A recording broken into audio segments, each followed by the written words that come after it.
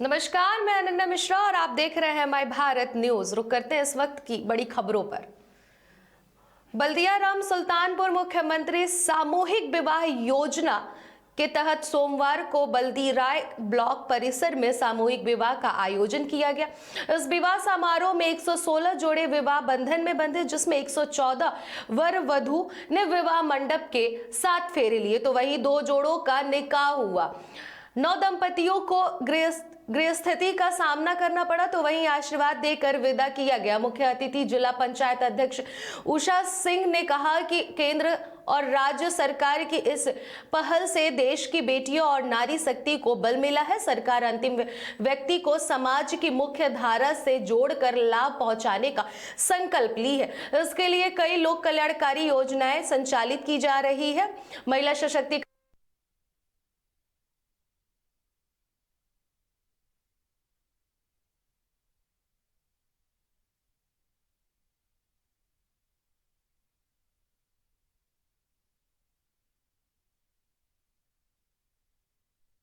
विवाह के लिए 51,000 रुपए की धनराशि दी हुई है।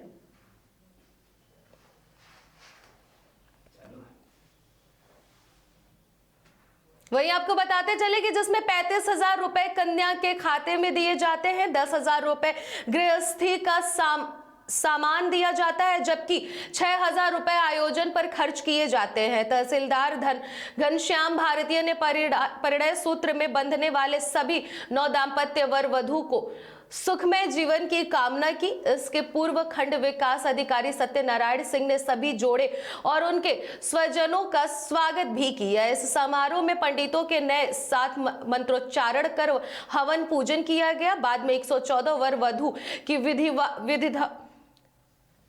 विधान से विवाह किया गया, जबकि अल्पसंख्यक जोड़ों का निकाह कराया गया। रिपोर्ट इसी के साथ आपको बताते चले कि ये खबर खास करके सुल्तानपुर से आई हुई है।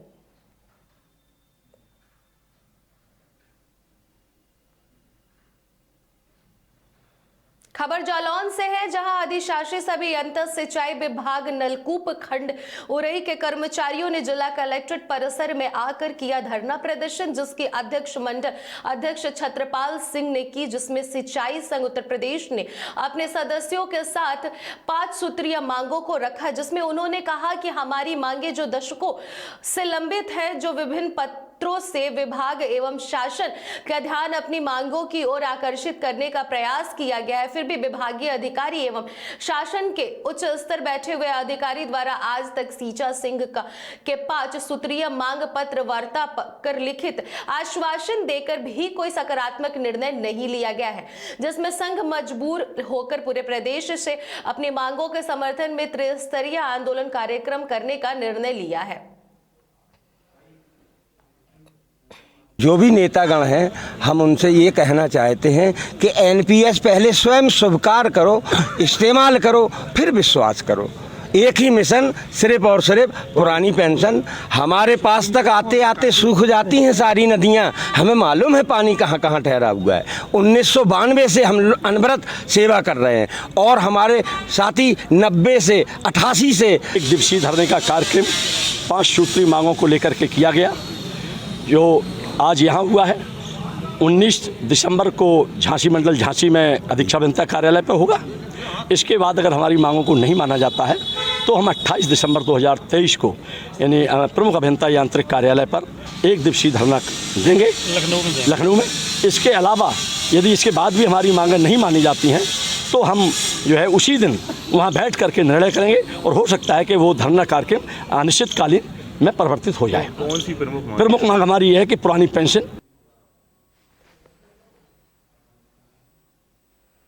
झांसी खुजराहो राष्ट्रीय राजमार्ग पर बरुआ सागर कस्बे के पास से निकली बेतवा नदी के नोट घाट पुल के नीचे सोमवार को वाटर स्पोर्ट्स गतिविधियों की शुरुआत हुई। अभी शुरुआती दौर में बोट राइड, जेट स्की और रिंग राइड एक्टिविटीज की शुरुआत हुई है और पर्यटकों से मिलने वाले रिस्पॉन्स के आधार पर यहां नई एक्टिविटीज की शुरुआत की जाएगी।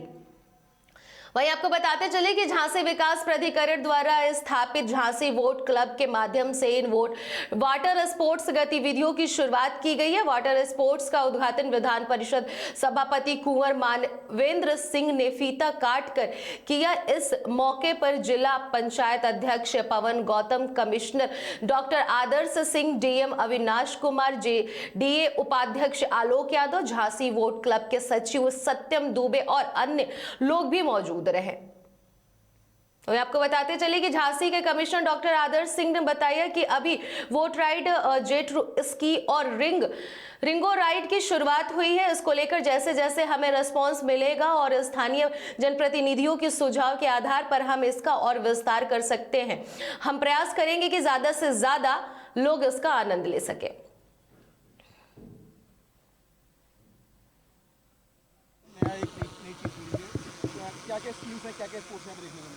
देखिए, अभी शुरुआत तो जैसा आप लोग ने आज देखा कि हमारी बोट राइड है, जेट स्की है और रिंगो राइड है। शुरुआत में ये 3 है, बाकी धीरे धीरे जैसा जैसा माननीय अध्यक्ष सभापति ने कहा, जो हमें रिस्पांस मिलता है उसके आधार पे हम और इसमें विस्तार कर सकते हैं। टिकट का रेट तो जो यहाँ पे आयोजक है वो तय करेंगे, अभी मुझे उसकी जानकारी नहीं है, लेकिन हम लोग प्रयास करेंगे कि ज़्यादा से ज़्यादा लोग इसका आनंद उठा सकें।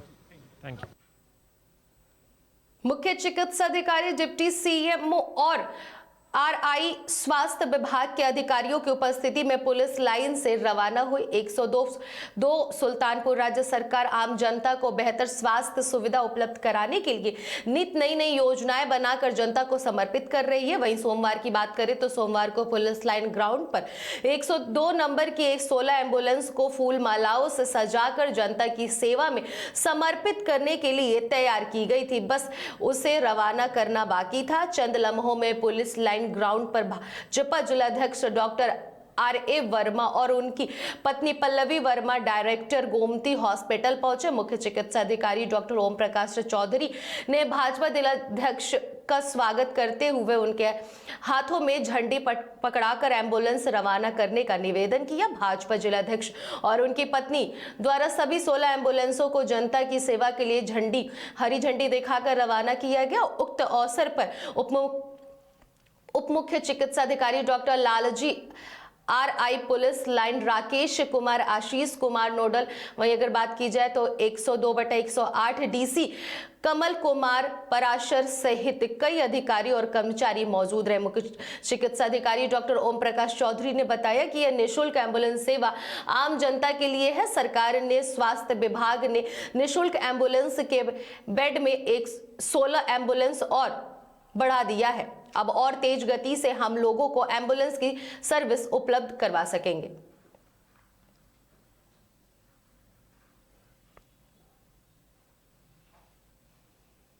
फिरोजाबाद जिले के थाना नगला सिंधी पुलिस को उस समय बड़ी सफलता मिली जब अवैध शस्त्र बनाने की फैक्ट्री पकड़ी, जिसमें 4 आरोपियों को भी गिरफ्तार किया गया। फिरोजाबाद एसएसपी सिटी कार्यालय पर आयोजित प्रेस वार्ता में एसपी सिटी सर्वेश मिश्रा ने बताया कि आगामी लोकसभा चुनाव 2024 को दृष्टिगत रखते हुए पुलिस द्वारा चलाए जा रहे हैं विशेष अभियान में थाना नगला सिंगी पुलिस ने अवैध असलहा बनाने की फैक्ट्री का भंडाफोड़ किया। वहीं आपको मैं भी बताते चले कि थाना क्षेत्र के गांव धरकुआं के बेहड़ से संचालित हो रही फैक्ट्री पर रविवार देर रात्रि पुलिस ने घेराबंदी कर धरपकड़ की। पुलिस ने 4 अभियुक्तों के साथ ही भारी मात्रा में बने असलहा, अवैध कारतूस और बनाने के उपकरण बरामद किए हैं। उन्होंने बताया कि अवैध असलाहा का प्रयोग आगामी चुनाव में हो सकता है। पकड़े गए अभियुक्तों के नाम पप्पू उर्फ मोहन पुत्र श्यामलाल, वीरभान पुत्र मुरारी, विपिन पुत्र पप्पू और बनासुर पुत्र श्यामलाल निवासी गांव धुरकुआं बताए हैं। गैंग का सरगना पप्पू उर्फ मोहन पूर्व में भी कई बार जनपद के अलग अलग थाने में तमंचा फैक्ट्री संचालित करने के दौरान जेल जा चुका है। देखिए, आज नगला सिंगी पुलिस द्वारा एक गुड वर्क किया गया है, जिसके अंतर्गत इन्होंने अवैध शस्त्र बनाने वाली फैक्ट्री का भंडाफोड़ किया है। इसमें 4 लोगों को गिरफ्तार किया गया है। चारों के नाम है इसमें पप्पू उर्फ मोहन, वीरभान, विपन और बानासुर, ये लोग तमंचा काफ़ी दिनों से बना रहे थे। इसमें जो आपका मोहन है और दूसरा वीरभान है, पहले भी शस्त्र फैक्ट्री में ये जेल जा चुके हैं और ये जो शस्त्र बनाते थे वो ये 3 से 5 हज़ार रुपये में बेचते थे। इनके पास से 5 जो है नाजायज़ तमंचे, जिसमें 315 बोर 32 बोर के हैं। तथा देखिए आज नगला सिंगी पुलिस आर्टिकल 370 पर सुप्रीम कोर्ट का फैसला आने के बाद से सियासी गलियारों में शोर मच गया है। इसी शोर के बीच में एक्स पर उत्तर प्रदेश के मुख्यमंत्री योगी आदित्यनाथ ने योगी की एक टिप्पणी काफी चर्चा में आई है, जो उन्होंने शेयर की है। आपको बता दें कि उन्होंने अपनी टिप्पणी के साथ एक पेपर की क्लिप भी शेयर की है। अदालत ने संविधान के अनुच्छेद 370 को रद्द करने के 2019 के फैसले को सर्वसम्मति से बरकरार रखा है। वहीं आपको बताते चले कि सीएम योगी आदित्यनाथ ने इस पर प्रतिक्रिया देते हुए कहा कि सर्वोच्च न्यायालय ने भारत की अखंडता को बरकरार रखा है। मेरी यह भी प्रबल इच्छा थी कि मैं इस कलंक को, लोगों पर हुए इस अन्याय को मिटाने के लिए जो कुछ भी कर सकता हूं उसे जरूर करूं। मैं हमेशा से जम्मू कश्मीर के लोगों की पीड़ा को कम करने के लिए काम करना चाहता था। सीएम योगी आदित्यनाथ ने यह भी रिएक्शन पीएम नरेंद्र मोदी के लेख पर दी। उन्होंने कहा कि पीएम मोदी ने यह लेख अनुच्छेद 370 पर फैसला आने के बाद लिखा है। उन्होंने यह भी कहा कि इससे पहले सुप्रीम कोर्ट के फैसले का स्वागत करते हुए कहा कि माननीय उच्चतम न्यायालय द्वारा धारा 370 और 35A के संबंध में दिया गया निर्णय अभिनंदनीय है। यह एक भारत श्रेष्ठ भारत की भावना को मजबूती प्रदान करने वाला है। राष्ट्र प्रथम की भावना के साथ आदरणीय प्रधानमंत्री नरेंद्र मोदी के नेतृत्व में जम्मू कश्मीर को देश की मुख्य धारा से जोड़ने वाले ऐतिहासिक कार्य के लिए 25 करोड़ प्रदेशवासियों की ओर से उनका पुनः हार्दिक आभार है। निश्चित रूप से प्रधानमंत्री जी के यशस्वी नेतृत्व में जम्मू कश्मीर तथा लद्दाख क्षेत्र सुशासन, विकास और समृद्धि के नए मापदंड स्थापित करेंगे।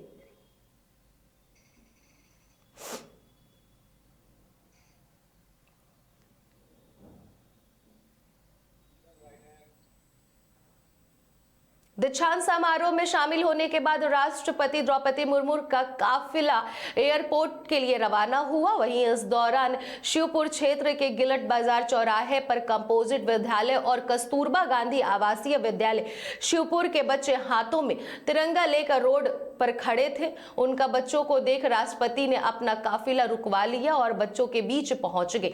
इसी दौरान बच्चों से कुछ सवाल पूछे तो बच्चों ने उत्साह के साथ उत्तर दिया। फिर बच्चों को दुलारा और उन्हें चॉकलेट भी दी। इसके बाद एयरपोर्ट के लिए रवाना हो गए। इस दौरान बच्चों को उत्साह देखना भी बन रहा था। साथ ही आपको बता दें कि राष्ट्रपति द्रौपदी मुर्मू सोमवार को महात्मा गांधी काशी विद्यापीठ के मेधावियों को मेडल देने वाराणसी पहुंची। यहां महामहिम ने 16 मेधावियों को अपने हाथों से मेडल दिए। राष्ट्रपति ने MA पत्रकारिता में सर्वाधिक अंक पाने पर आयुषी तिवारी को श्री अतुल माहेश्वरी स्मृति स्वर्ण पदक भी दिया।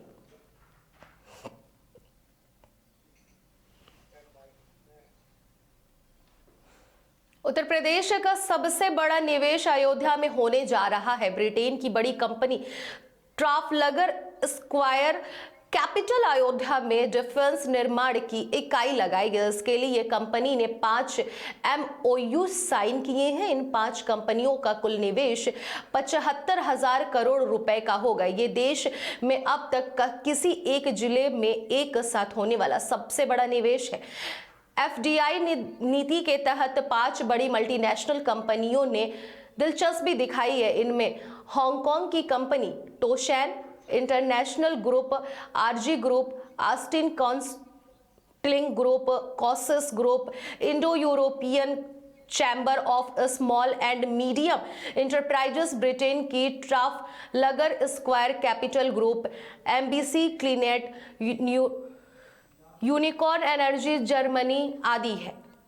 आपको बता दें कि इनमें से ब्रिटेन की ट्राफलगर स्क्वायर ने 5 MOU पर साइन किए हैं। ट्राफलगर स्क्वायर यहां डिफेंस निर्माण इकाई लगाएगी। इन पर 75,000 करोड़ रुपए का निवेश किया गया है। खास बात तो यह है कि समूह ने निवेश के लिए अयोध्या का चुनाव किया है। इन निवेश के साथ कम से कम 26,000 नए रोजगार पैदा होंगे। वहीं वहीं यूनिकॉर्न एनर्जी ने 2 MOU पर हस्ताक्षर किए हैं। जर्मनी की यूनिकॉर्न एनर्जी 2 प्रोजेक्ट के जरिए लखनऊ और जौनपुर में प्रवेश करेगी। दोनों प्रोजेक्ट में करीब 42,000 करोड़ रुपए का निवेश किया गया है। ये दोनों प्रोजेक्ट 100 ऊर्जा और बात करें तो इन दोनों प्रोजेक्ट की सौर ऊर्जा क्षेत्र के होंगे और एक और company national thermal power corporation ने सौर ऊर्जा और ऊर्जा क्षेत्र में 6 MOU साइन किए हैं और साथ ही कॉर्पोरेशन 75,000 करोड़ से झांसी, सोनभद्र और प्रयागराज में प्लांट लगाएंगे।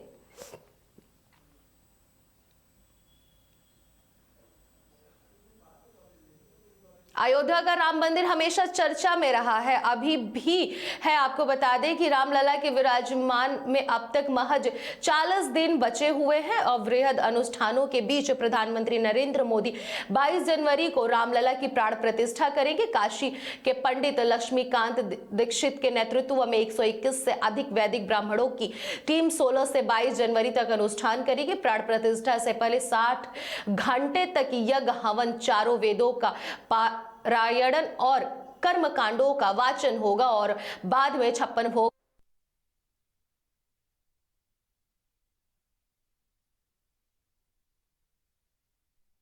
प्रतिष्ठा का अनुष्ठान सुबह 8 बजे से शुरू होकर दोपहर 1 बजे तक चलेगा। उसके बाद दोपहर 3 बजे अनुष्ठान शुरू होकर रात 9:30 बजे तक चलेगा, यानी करीब 10 से 12 घंटे रोजाना मंत्रोच्चारण, हवन, पूजन।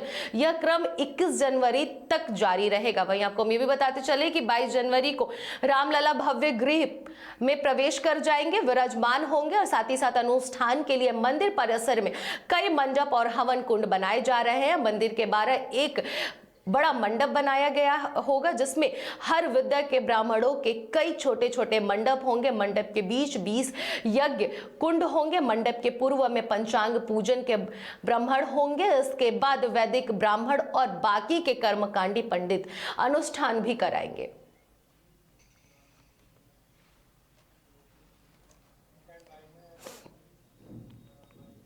मध्य प्रदेश में सोमवार को मोहन यादव के नेतृत्व में सरकार बनाने की घोषणा होने से सुल्तानपुर में भी खुशी की लहर है। इसके पीछे की वजह मध्य प्रदेश के मनोनीत मुख्यमंत्री मोहन यादव की शहर की शास्त्री नगर मोहल्ले से ससुराल होना है। सीएम के नाम की घोषणा होते ही परिवार खुशी से उछल पड़ा। मनोनीत सीएम की ससुराल में बधाई देने वालों का तांता लगा हुआ है। मोहन यादव का सुल्तानपुर शहर स्थित अपनी ससुराल आना जाना लगा रहता है। आखिरी बार वह पिछले वर्ष बीमार चल रहे अपने ससुराल ब्रह्मदीन यादव का हालचाल लेने आए थे। उस समय वह मध्य प्रदेश के शिक्षा मंत्री हुआ करते थे।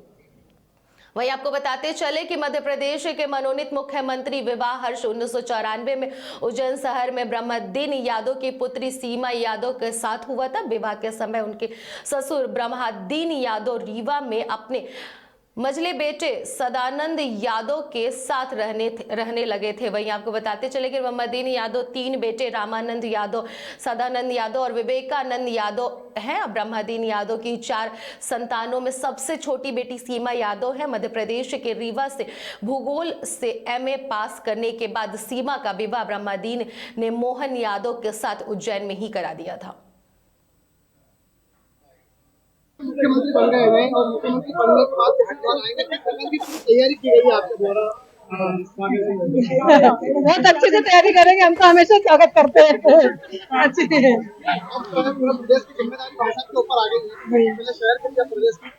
हमारे यशस्वी प्रधानमंत्री माननीय नरेंद्र मोदी जी के नेतृत्व में जिस प्रकार से देश में विकास का एक नया आयाम खड़ा हुआ है, यशस्वी मुख्यमंत्री माननीय शिवराज सिंह जी चौहान माननीय मोदी जी के नेतृत्व में मध्य प्रदेश में जो डबल इंजन की सरकार के माध्यम से विकास के नए कायम प्रारंभ हुए थे, उन कामों के बलबूते पर मध्य प्रदेश ने पूरे देश में एक अलग पहचान बनाई है। मैं माननीय यशस्वी प्रधानमंत्री माननीय नरेंद्र मोदी जी का, माननीय गृह मंत्री अमित शाह जी का, यशस्वी राष्ट्रीय अध्यक्ष माननीय JP नड्डा जी का, मैं हमारे प्रदेश के यशस्वी मुख्यमंत्री माननीय शिवराज सिंह जी का, यशस्वी अध्यक्ष माननीय BD शर्मा जी का, हमारे अपने वरिष्ठ नेता माननीय नरेंद्र। आज के लिए बस इतना ही। देखते रहिए माय भारत न्यूज।